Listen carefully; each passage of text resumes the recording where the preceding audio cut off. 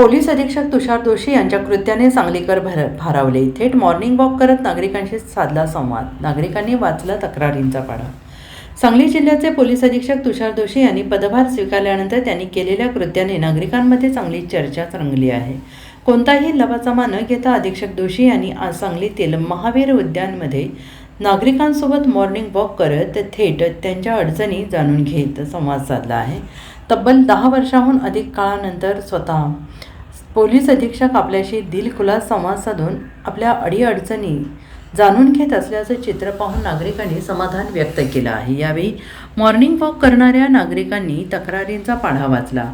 फाळकुट दादांकडून होणारा त्रास, नशेखोरीचे वाढलेले चोरीचे प्रमाण, चोरी खून हल्ले याबाबत चिंता व्यक्त केली। त्याचबरोबर पोलिसांची गस्त वाढवण्यासाठी मागणी केली।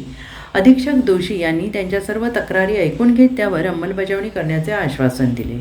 आज सकाळी महावीर उद्यान बापटमाळा या प्रसिद्ध सांगलीच्या उद्यानाला भेट दिली।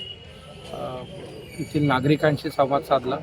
ज्येष्ठ नागरिक असतील, व्यापारी, सर्वच विविध क्षेत्रातील इथे येणारे नागरिक यांच्याशी संवाद साधला।